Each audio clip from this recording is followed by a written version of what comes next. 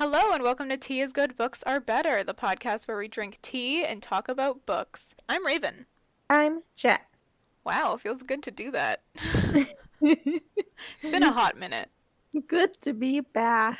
Yeah, it is good to be back. I feel like I can know what's going on in your life again. Aw.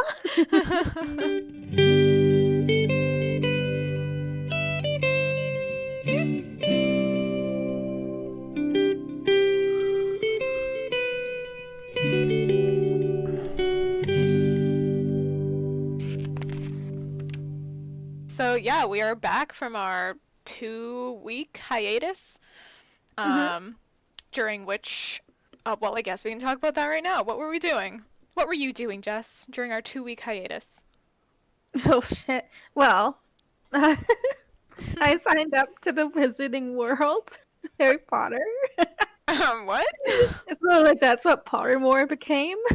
Mm-hmm. So I I got a new house and like did the whole selection and stuff like that.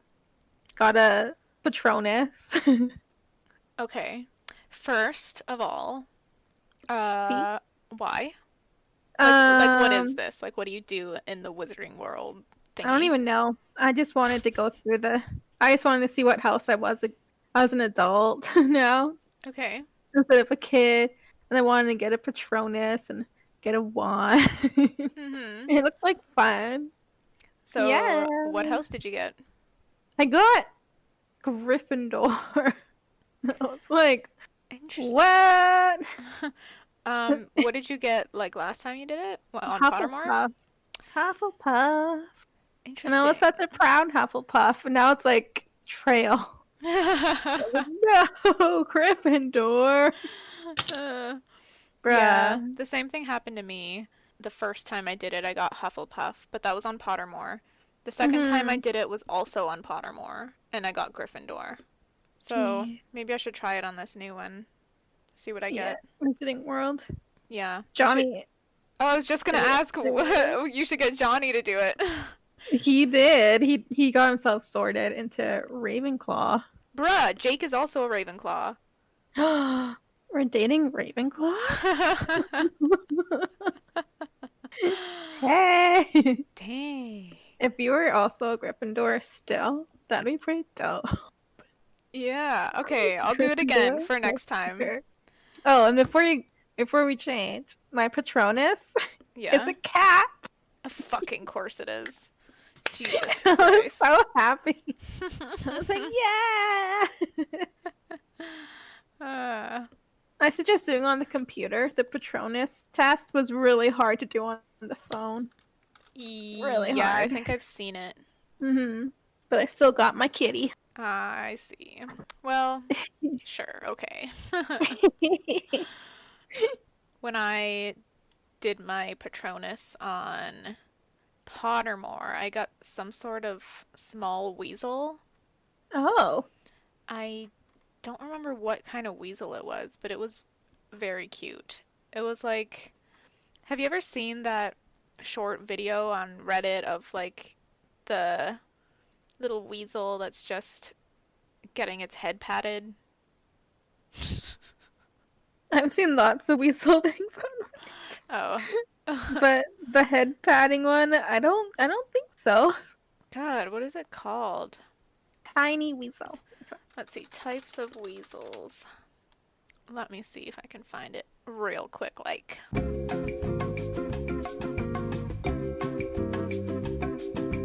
Maybe it was a mink? Minks are I don't think they're that small. I think it was some type of mink, I want to Hmm. say. Anyway, um, that was kind of funny to me because I'd always kind of thought, like, ironically, that my spirit animal was some kind of weasel. I don't know Really? why, but Because yeah, you're small. It is small. sure. Oh, wait, maybe it was a marten. Aww. Oh shit. I think maybe it was like a snow marten. Is that a thing? Okay, if you look up a snow marten, it was something like that. No. Martin. Martin.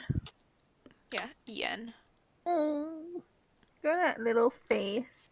Yeah. They're super cute. Anyway, yeah. Um, it was something like that.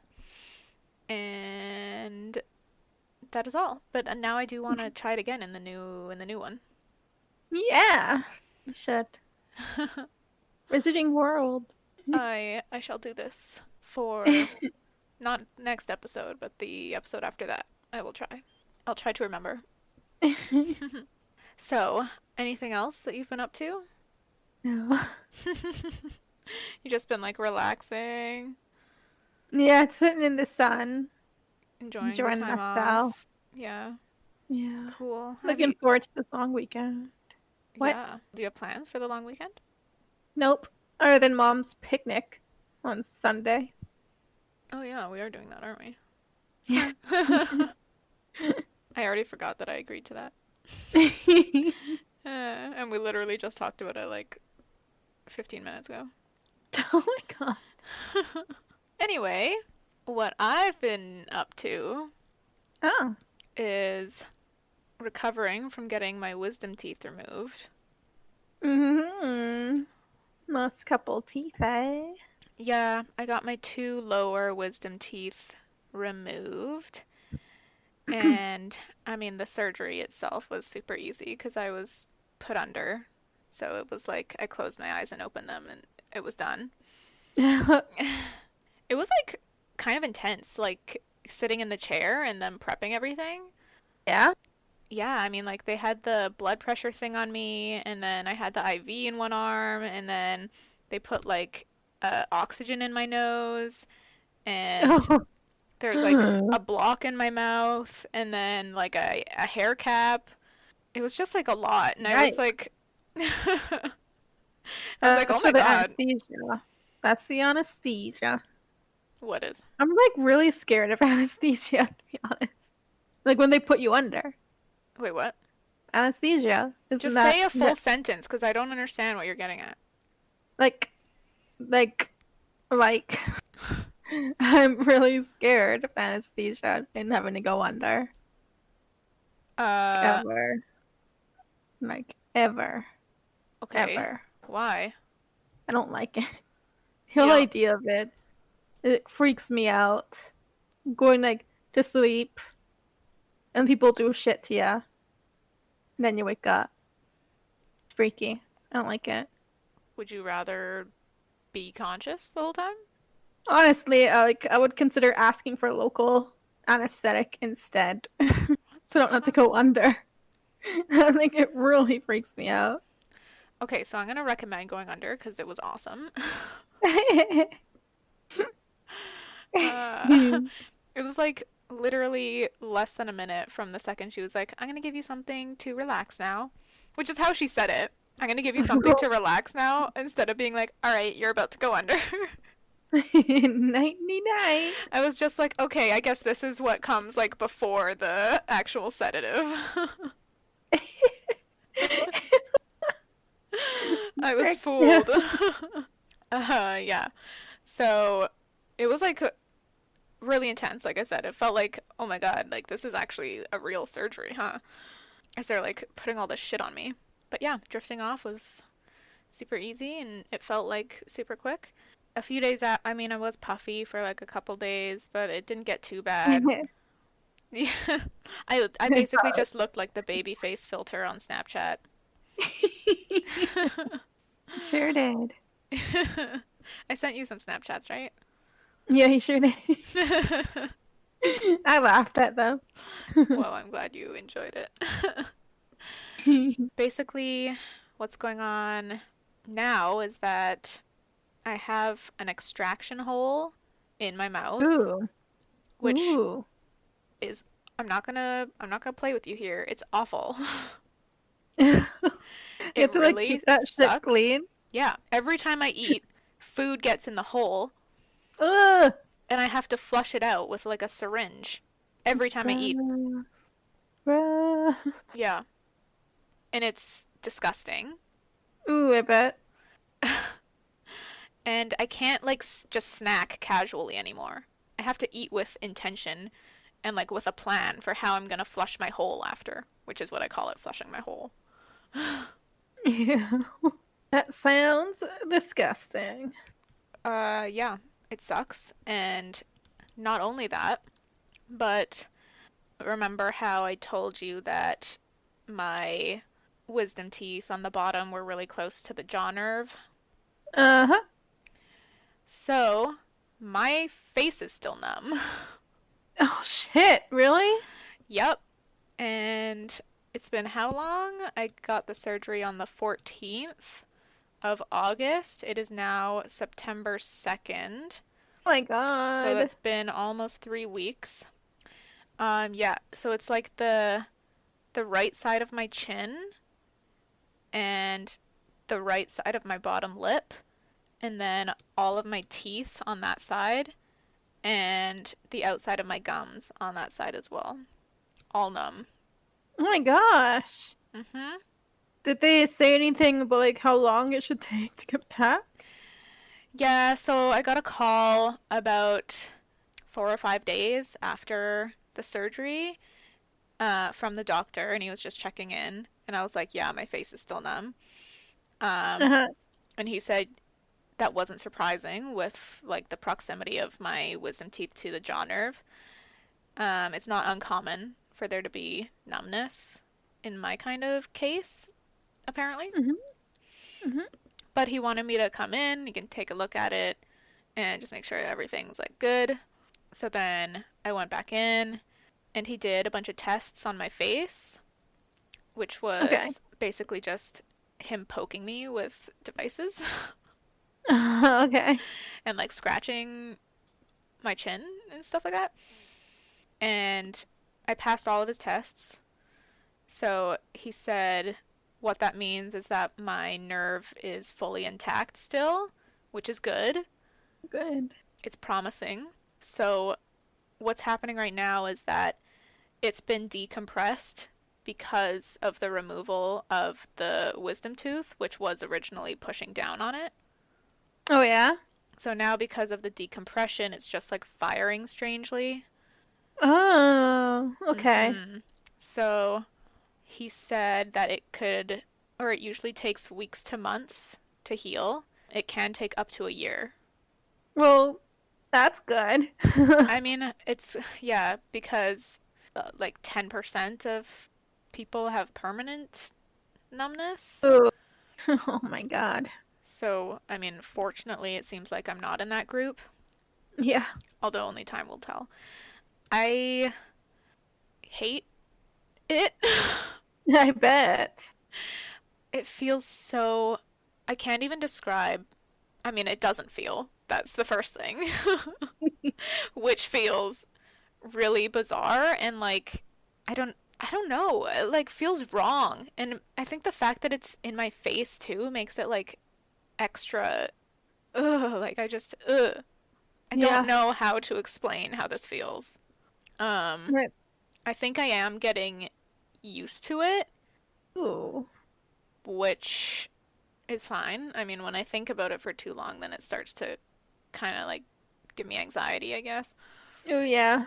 And yeah, like the first few, or the first like week or so, first week and a half maybe, as I was like getting used to this numbness, it was like really awful. Yeah. Like I was in tears like every night. Aw. Aw.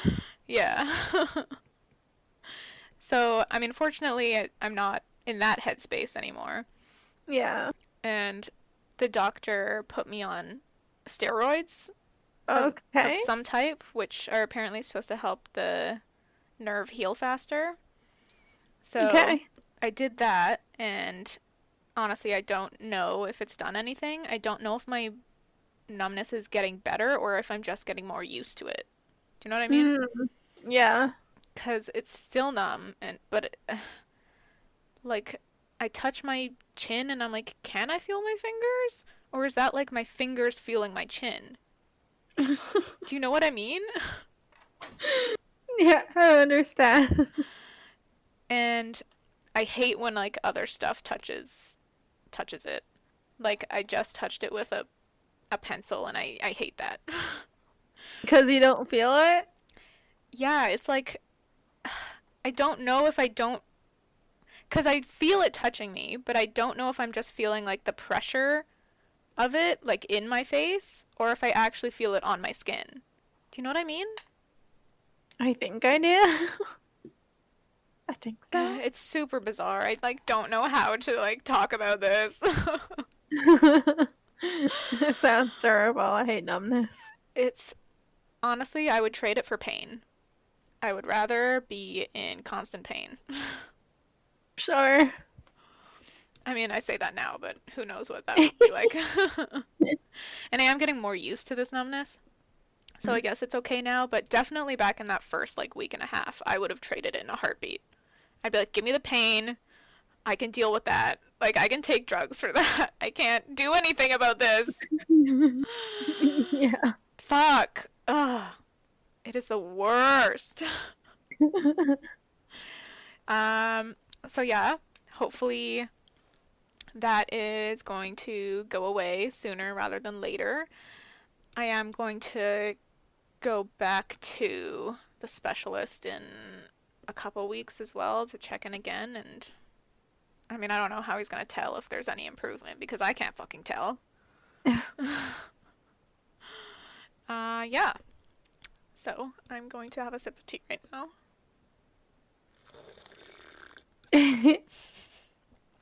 Mmm, tea. Oh, dude, the first time I tried to brush my teeth, which was the day after the surgery, um, I fainted. Right?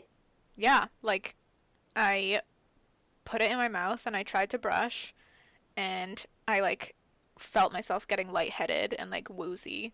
So I like spat and I put the toothbrush down and I went to go to my bedroom and I fell. I like collapsed onto the ground and like blacked out for a second and then woke up and just had to lie there because I couldn't get up. Oh my god. Yeah. What on earth? Was it like what was it painful or something?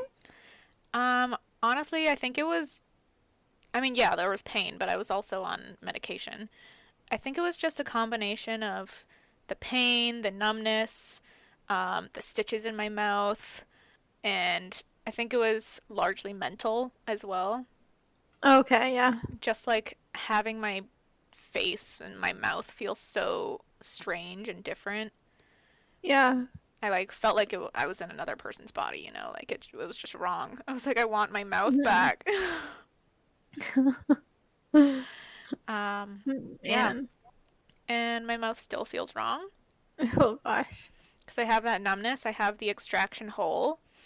And then, do you know that little part of your lip? Like if you pull your front lip, or your bottom lip, if you pull it like forward, there's a little part of it that attaches to your gum. Uh-huh. You know what I'm talking about? Like Yeah. little piece. Yeah. So I now have two of those on the right side of my mouth Oh. Oh. that attach from my gum to like my cheek, like the inside of my cheek. And I'm like, how the fuck? Like, where did those come from?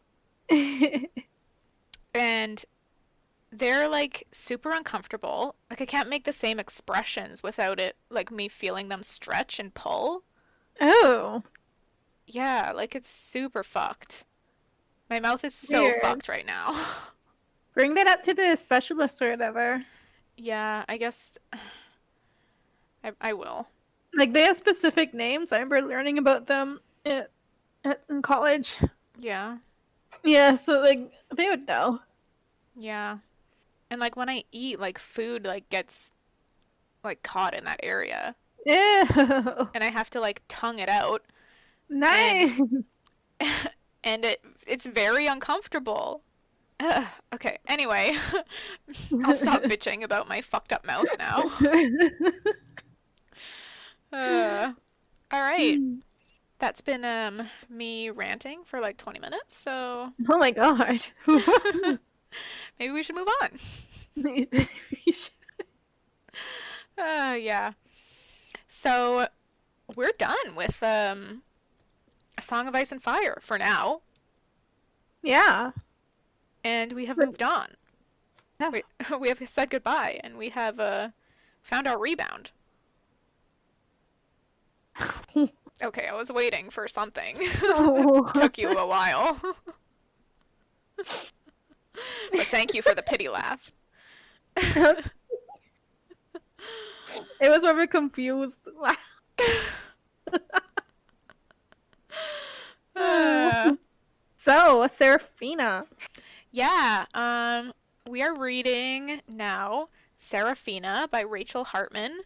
So I guess we can talk briefly about this book. It is a New York Times bestseller. Oh shit. Yeah, What year and did it come out or was written or was published? it was published in 2012. Hmm. Indeed. Actually, before we go any further, Okay. I just quickly want to shout out our wonderful patrons over on Oh, Patreon. Eric and Tobias are awesome patrons who have been with us for several months. And we also have a new patron. Drum roll, please. I try. It is Jake. Hey! Wow. Wow. Wow. I guess I haven't really explained who Jake is. Oh. I did mention in a previous episode that I went on a weekend trip with a guy I was seeing. Hmm. That is Jake. Hi, Jake. Yeah, we're still seeing each other. Very nice. Jake was so cute. He tried to not tell me. Try to sneak in there. Yeah, his username was random user 69 or something on Patreon. I was like, okay. But I just opened up the patron details and saw his email and I was like, okay. Not so smooth after. It's cute that he did it without telling me though. Anyway, yeah, shout out to Jake, Eric, and Tobias. And Jake, welcome to the patron party. Woohoo! A podcast is supposed to be some give and take, Jess, so I know. give me a little something here. Yay! Thanks for joining. God damn it. Party over here. Okay, so a little bit more about Seraphina. Okay. There is on the front cover of my book, which I didn't send you a picture of, I just realized. No, you didn't. Do it now. Okay, I'll do it now. Because I had no idea what I was stepping into when I started. Maybe that's a good thing, though. Other than dragons. Okay, I'm sending you a picture of the cover right now. Yeah. Oh, that's you. So, on the front is a comment On FB. from Christopher Paolini, the author of Aragon. Oh. Also a New York Times bestselling author. And he wrote about Seraphina, quote, beautifully written, some of the most interesting dragons I've read, end quote. They certainly are different. Oh, well, we'll get into that, yeah. Do you want to read the back cover, Jess? I'll send it to you. Oh, okay. I'll try. Beautiful train wreck on its way, people. Before. Oh, jeez. We got a YouTube comment on our second episode No. from someone who said Oh, about Cry to Heaven, interesting book, and I can't stop listening to this beautiful train wreck. And that's the one where Jessica, I think, tries to read the back cover of the book. Hey. It's hilarious. I was pretty new at reading out loud. It's all good, Jess. Ow. Where is this? Oh, there we go. Can one girl unite two worlds? Can she? Can she? Zoom in. Oh, frick. It will not zoom in. Okay, I'll try. There's two more books? Mm, it has one sequel and then like what do you call it when it's not the same story but it's in the same world? No, but I gotcha. You know what I mean? Like the Mandalorian to Star Wars. Yeah, What do you call? Why am I forgetting the word for this? I forgot it too. Oh, that's so frustrating. Brain fart. All right, all right. Oh Okay, my god. we'll figure it out. What? Number Seraphina is a. It took me 3 chapters to get to that. Hmm. And I was speculating too. It's like, is she? I bet her mom was a. Okay. Well, now this feels like a massive spoiler, and I don't know if I want to include it anymore. Maybe I'll bleep that. Wow. I think I'll bleep it. Okay. Okay. Seraphina is a descended from a mother who took form in a father who has no particular fondness for Seraphina's kind. Then what the hell? I don't get it. His relationship with the mom? The fuck was that? Okay, I'll continue. Okay, did you read all the chapters? I guess we'll get to I that. read 4 chapters. We'll get to it. Not that anyone else does either. Hers is a world where dragons and humans live and work side by side, but below the surface, tensions and hostilities are on the rise. Seraphina guards her true nature with all of her being, but when a member of the royal family is brutally murdered, she's suddenly thrust into the spotlight, drawn into the investigation alongside the dangerously perceptive Prince Lucian. Ooh. Ooh. As the two uncover a sinister plot to destroy the wavering peace of the kingdom, Seraphina's struggle to protect her secret becomes increasingly difficult, and its discovery could mean her very life. Da, da, da. Yikes. What? Yeah. Excuse me? Yeah. A little bit about my history with this book. Okay.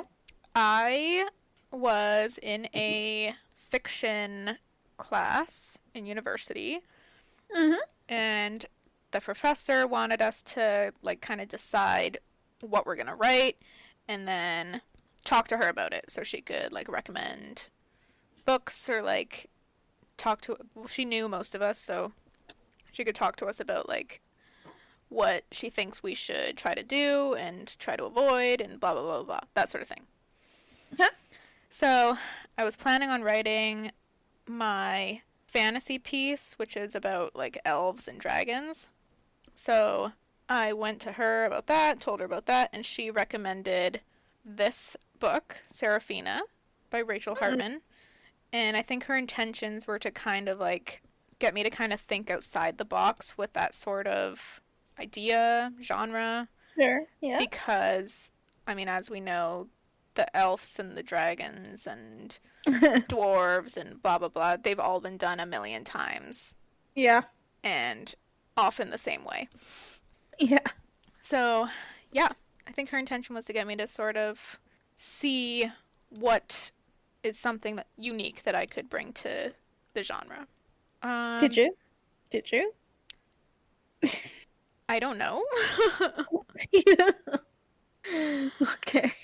I think I did with my main elf character, but I don't know if I did with the dragons. Well, I didn't really get to the dragons anyway, so. Oh. Anyway. Yeah, so that is how I came to read Seraphina. And I was definitely very taken aback by the uniqueness of the dragons in this book. Same here. Yeah, it was very much like, what the fuck is going on here? But I was intrigued and kept reading, and I think Seraphine is a fascinating character, and I love her voice in this book. I think her voice is probably the strongest thing, and is probably what kept me reading. Hmm. I mean, I would have kept reading anyway because it was kind of a requirement at that point, but but yeah.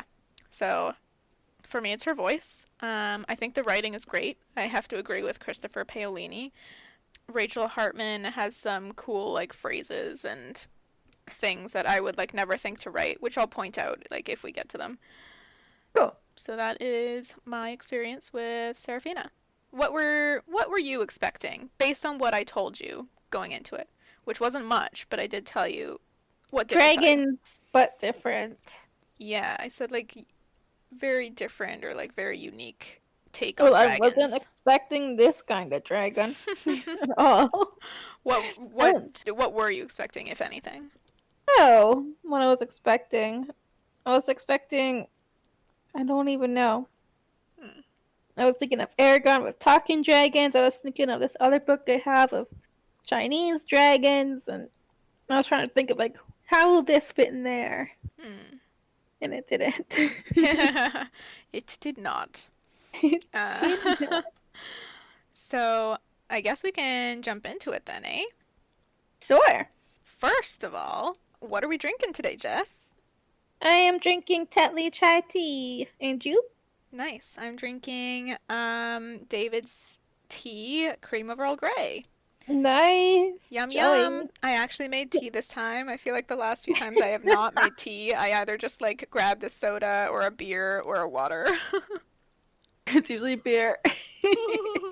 Beer is good, books are better. Yeah, I was like, maybe for the comeback, I should actually get off my ass and make some tea. So hard turning on the kettle. I know. God, so hard dropping the tea bag in the cup. Okay. I almost asked you where we left off our characters. Wow.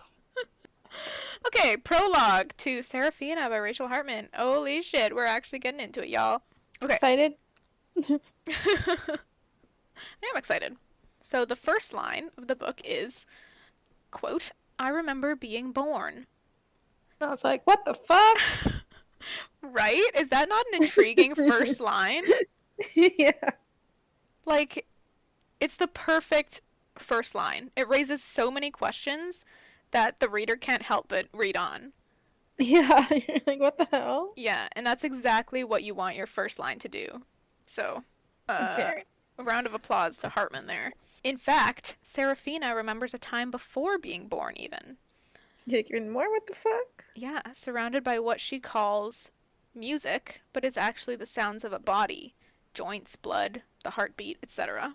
I didn't mention, by the way, that this book is written in first person, Oh, yeah. which I feel like I should point out. Pretty different. Yes, very different from the last 3 books that we've read on this podcast. It's the first one that we've read that's in first person. Yeah. And it is also past tense that we are used to. So I just wanted to point that out real quick. Wait. What? Seraphina's in past tense? Mm-hmm. Oh my god. Did you even pick up on that? I did not. No. Okay. Well, I mean, that's a good thing, I guess. You don't really want your tenses or your point of view to really be something that like stands out too much. You want it to kind of blend into the story and like be a part of it, you know? Okay.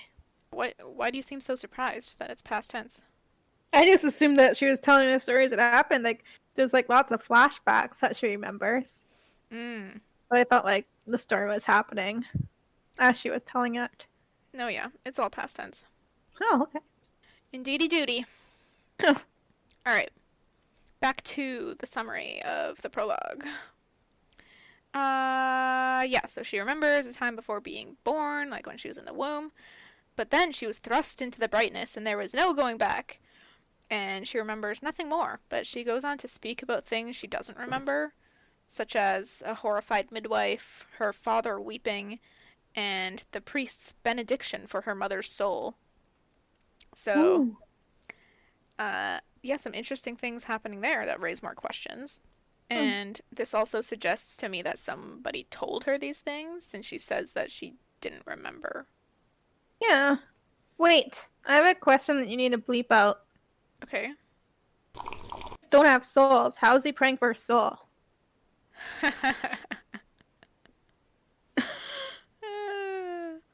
Continue. No, that's a good thing to point out. I mean, this religion clearly is contradictory? Question mark? Eh, aren't all religions. You're not wrong. Seraphina's father hid the dreadful details from everyone, including Seraphina. Okay, Mhm. whatever these dreadful details are, which we do not know yet. They moved to Lavandaville, the capital of Gored. I think it's Gored. You're better at pronouncing shit than I am. I think there's actually a translation part at the Uh, back of this book. Let's see. Lavandaville and Gored. Yeah, Uh, right at the river, under the mountains, called Tanamut. sorry, say that again. Tanamut. No, the whole thing that you said. Said Lavonville, right at the river, underneath the mountains, Tanamut. Are you just looking at the map? Yeah. Do you have a map of the Northlands? No, Okay. only the Southlands. Yeah, so Lavandaville is Seraphina's hometown and the largest city in Gored, named for Queen Lavanda. Huh. Yes. Is she still alive? I believe we will get to that. Okay. So yeah, it's a country in the middle of a continent called the Southlands. Isn't it a city? Gored is a country. Oh, okay. Lavandaville is the city. Lavandaville. Yeah. Okay. Gored. Okay. I don't know if it's Gored or like Jored. That sounds dumb. It's gotta That be does Gored. sound dumb. Okay. If it is Jorid, we're going to still call it Gored. Yes. Seraphina's father had an acquaintance called Orma, and she gravitated towards his aloofness. He accompanied them to the cathedral one morning where Seraphina was anointed in some sort of baptismal ritual for a faith called All Saints. What? Why are you giggling? I just found the religion amusing. Yeah. Yeah. Parts of it are kind of cool. Yeah? The priest hands Seraphina her father's Psalter, which is a book of Psalms, and she drops it and it falls open at the picture of Saint Gertrudis, whose face is blacked out. I think this part's kind of cool. It's like a random choosing of like your patron saint or whatever. Oh! Okay, that is kind of cool. Yeah. The priest is shocked that her father's Psalter still contains what he calls the heretic. Her father explains it's old and he hates to maim a book. Although, isn't it already maimed with the blacked out face? Yeah. The Unless it came blacked out? Oh. If the saint has a blacked out face. Like the stranger of the seven. Oh, no. I don't think so. Cool. No? Okay. I think it's implied that someone, like, scribbled out her face. Okay. But, I mean, I could be wrong. It doesn't say that. It just says it's blacked out. Anyway. The priest suggests pasting Gertrudis's pages together.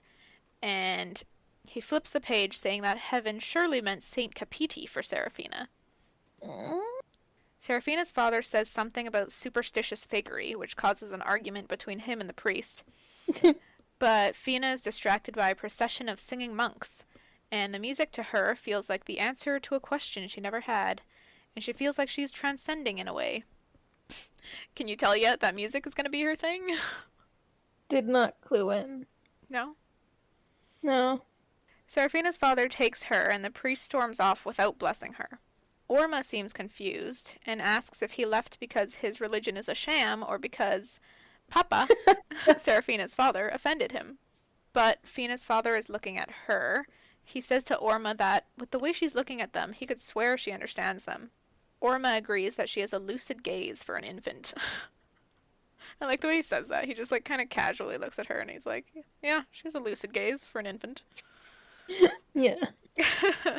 Papa says to Sarah, or sorry, not Sarah, Fina is like her nickname.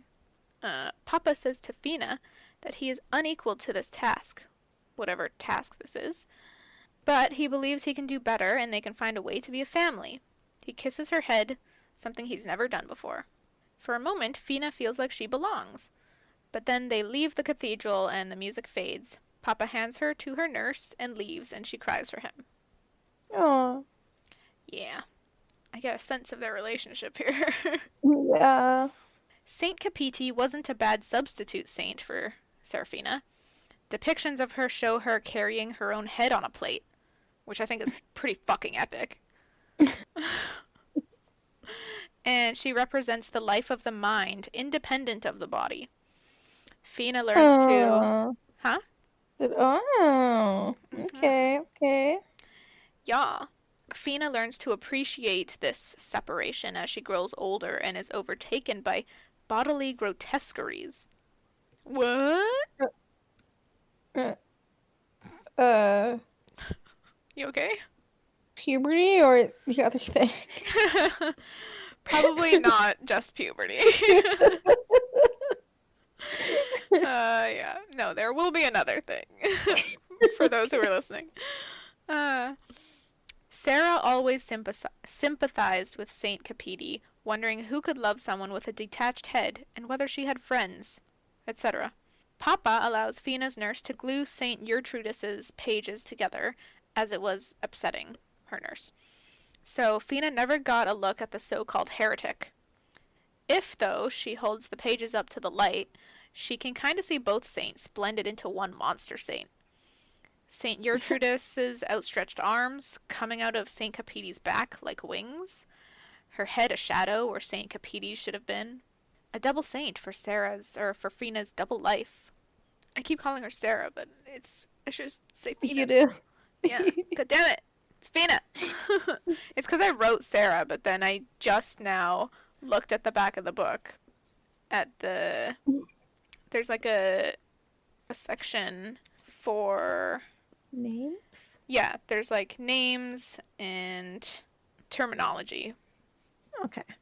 And I saw back here that when it's referring to Seraphina, it calls her Fina. Yeah. I literally just read that today. My chapter 4. Of Which her part? being called Fina. Princess, what's her face? Oh, Calling her Fina. yeah. Princess G. Yes, Griselda. I don't know. We'll get to it. I know it, so tell me. Yes. So, a double saint for Fina's double life.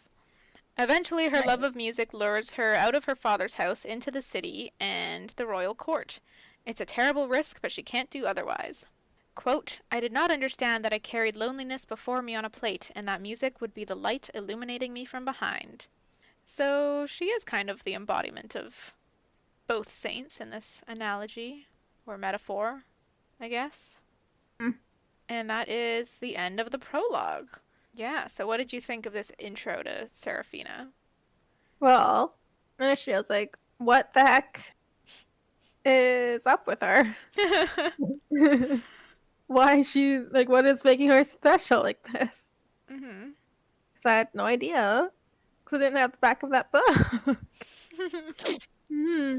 So at this point I was pretty clueless. Okay, I'm glad. No, Did you have anything that intrigued you right away, or any immediate predictions? I was trying to, like, I was kind of confused with the religion. Hmm. I was like, what is this? Mm-hmm. I was like, where are the dragons coming in? Is this a modern world? Not a modern world. Nah, Cool. definitely different. Yeah. Is it like a fantasy, medieval / sci-fi-ish thing? Is there like a sprinkle of sci-fi in there? Maybe. I mean, Or would that be I like steampunk? No. I could see No. this one kind of dipping a toe into the steampunk category, Mm-hmm. but I would not classify it as steampunk. Yeah. But I kind of get why you're asking. Okay. So that is the prologue. You want to go ahead and summarize chapter 1? Summarize chapter 1, Indeed. which was a little bit fat, and I tried my best to condense it. Mm-hmm. I didn't know what was important, what wasn't. Yeah, So I the chose problem what that I I had with both Cry to Heaven and liked. Game of Thrones. Elder Scrolls. Did you say Yeah. Elder Scrolls? Oh my god! I've been missing Skyrim so bad. Dude, I can't believe you just called a Song of Ice and Fire Elder Scrolls. What the fuck is Yeah. happening right now? Good God. Lord help Chapter me. 1. Seraphina is at the funeral of Prince Rufus. They are inside of a cathedral. Mm. Prince Rufus was murdered and his head is missing. Is that grotesque? That's pretty You're like, grotesque. what? Is it an She's open a... casket? Oh my They god. just admired the end of his neck. The torso. Yeah, he had a lovely torso. Look at those shoulder. Okay, okay. She's supposed to play a song called the Invocation to Saint Eustace on the flute. But she feels kind of bad about it because she knows it will upset her father. I was a bit What? confused about that. Yeah, why would it upset her father? I was like at this point thinking he was a dick. You know what? He's still a dick. Oh, shit. Is Papa on your shit list? Probably. Oh, damn. Okay. In the audience, Seraphina spots a couple of dragons in their human forms. What? Huh? The fuck? Then you get little like, dragons have no souls. And I'm like, what? Huh? Okay. No heaven for you. Yep. Straight into the Black Abyss. Sure. Purgatory or whatever the hell. I don't know what this religion says. Me neither.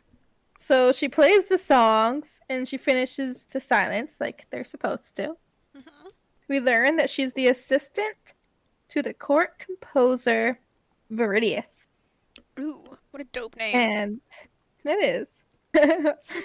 I didn't pronounce it like that in my head. Oh, I how was are you just like, saying it in what your is that? I was like, what is that? Verdus? I don't know. So I was Virtus. just breezing past these names. Like, whatever. That's V. This one is V. This one is C. This one is D. This one is G. Yeah. Like, these names are too difficult until I actually say it out loud. I'm like, oh, okay. Now it will just be Viridius when you read it. Will it? I Will don't know. Shit, maybe. And she remembers how everyone underestimated her because Orma, who is her teacher, I think, Yes. isn't considered a very good teacher Mm. because he has no passion in Oh, his music.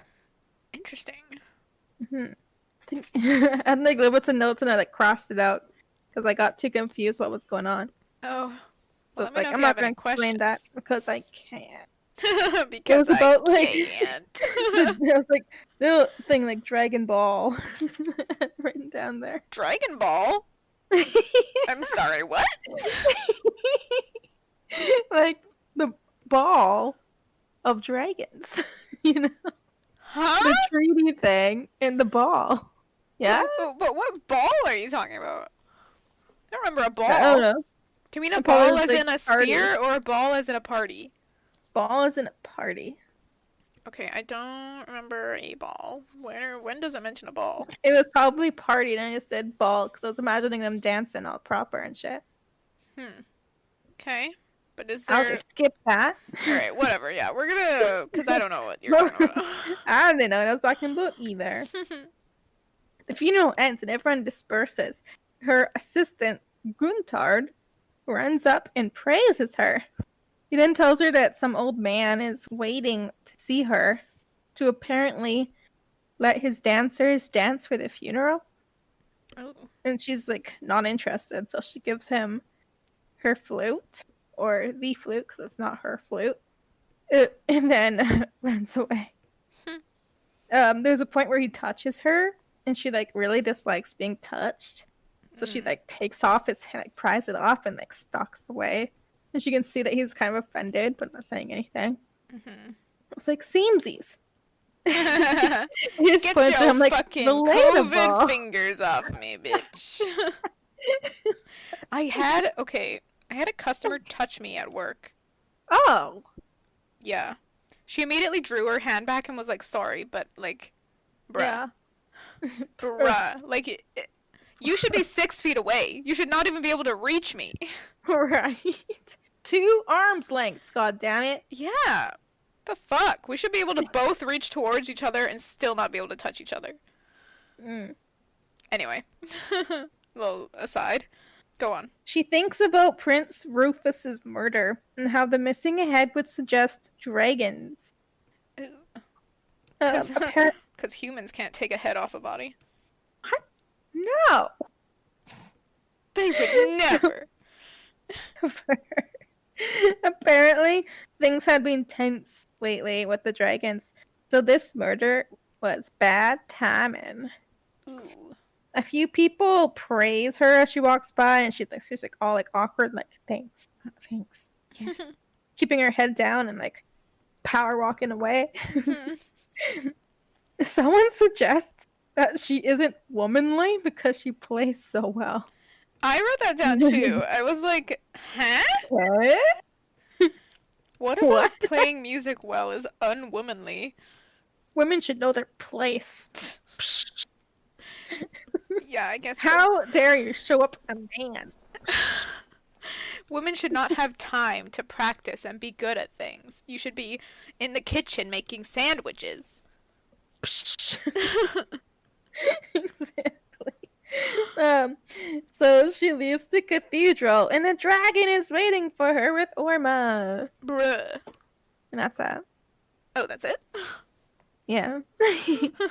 And I'm definitely thinking it was a person who killed the prince to frame dragon. To start some drama. Okay, let me challenge you. Alright. If your intention was to frame a dragon, how would you kill this person? Or manipulate their body after? Would you just cut off their head? Guess not. I would want to eat it. You would like take chunks out or like burn it partially, Like, right? at least a big bite out of its from the head to the shoulders, like a bite. Yeah. And then like just leave like the bottom half of the body. Yeah, but I feel like, I mean, scorching it too, like with the fire breath. These dragons breathe fire. They do indeed. Okay. But yeah. Haven't seen any evidence of that so far. Well, it does mention it later, which I will talk about I completely missed it. in the next episode, actually. Okay. I would think if it was someone trying to frame a dragon, they would make it look more dragonly than just like taking the head off. What if it was like a really dumb, hateful person? Could be. By the way, a slight error, I think, when you were finishing off your chapter there. Aye? You said there was a dragon waiting for her with Orma? Yeah. Let me read this last paragraph for you again. Only then did I notice the dragon waiting for me on the cathedral steps, flashing me his best... Oh, I don't know how to say this word. Okay, hang on. I have never said this word in my life. It's a word meaning, like, a copy of something. An exact copy. Facsimile. Facsimile. Flashing me his best facsimile of a proper human smile. No one in the world could have found Orma's strained expression heartwarming but me. So, Orma is the dragon. I didn't even catch on to that. I was shocked when I found out it was a dragon a few chapters later. Bruh, you should have known at this point. I completely, I was like, nah, it's not Orma. It's so interesting how, like, your brain will just block things out to, like, make things make more sense. Yeah. That would Orma's not a dragon. Okay. Yeah, so Ah. Orma is the dragon, doing some fake copy of a human smile, Pretending to be a person. pretending to be human. One of us. One of us. Anyway, cool. So that's that for this episode. What are your thoughts and emotions and feelings This and point, ideas at this point? I was confused about dragons. I was like, are dragons people? Are there Mm-hmm. a special sect of people calling themselves dragons? Mm-hmm. So I was confused. Mm-hmm. I was obviously speculating about Rufus's murder, as I already said. Mm-hmm. And I still found Seraphina pretty weird. Kind of relatable with Don't Touch Me. Yeah. And like not really caring for praise. Uh-huh. And like I don't want to sit and gossip with them. Get the fuck out of here. It's Yeah. always that's always how I felt around church. Oh. Family always wanted to stay and like talk. Mm-hmm. Now it's all fucking go. Hmm. Yeah. Also, another thing that you cut out in that last chapter was when Fina looks over at the royal family, Yeah. which, Yeah. like, is fine. It's definitely something that you could cut out. But because you asked about Queen Lavanda, yes, she's still alive. She was there. She's an elderly woman now. Damn, that city is new. It's a baby. Yeah, I guess so. Unless it used to be named something else and it was changed. Ooh, that's egotistical. Possibly. Yeah, Prince Rufus was her son. She Okay. also has a daughter who was there, Princess Dion. And Princess Dion has a daughter, Princess Griselda. Princess G. All right. The PG. There's also Prince Lucian Kiggs, who is Griselda's cousin and fiance, was also there. How does that make him? What Oh, does that's that make him? Griselda's fiance? Griselda's cousin and fiance. So I think I was confused about how a cousin can be a prince, but is it because? But they're not married yet, so I don't get it. Why is he a prince? I I don't know. I also don't know how he's Griselda's cousin because it says he's not Prince Rufus's son. Is it the queen's siblings' kid? Possibly, yeah. Maybe it's like a first cousin once removed or whatever that would be. No one really calls second cousins. They're just cousins. Yeah. Or like second cousin. I don't know what it would be. Probably second cousin. Okay. But yeah, that sounds more accurate. Still doesn't explain the prince title. I guess just because he's related to royalty, I don't know. Maybe we'll get more into it later. Sure. Maybe we'll get the details of how exactly he is Griselda's cousin. Any more thoughts right off the bat here? Nope. Okay, so we're gonna end this episode there then. Cool. Yeah. 3 chapters next time. Yeah, in the next episode, we'll be doing 3 chapters. We'll see how long it takes us to do 3, and then we might have to adjust and like do more or less, depending Figure on out. exactly. So Sure. these first couple episodes will be like trial runs. So it depends on like what I think is important, what isn't. Yeah, because some chapters end up being longer, some not as much. Just So there's depending. lots of shit in there that I'm like, what is this garbage? Well, I'm kind of curious to like know what you think is garbage. You'll know when I skip over it. But then I don't know what if you're not saying what it is. You just make a quick note of like I skipped this garbage. Okay. Description of gargoyles at cathedral. Like I don't know. Description of royal family. Lineup of royal family. So it's Useless like, who information. cares? Next.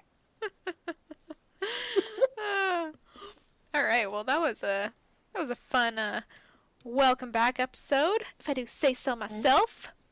Mm. And if you're listening to this episode and you have made it this far, thank you so much for listening. You're a trooper. You're the best.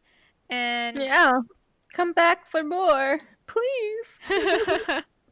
ooh, you know what I want to do for the new season?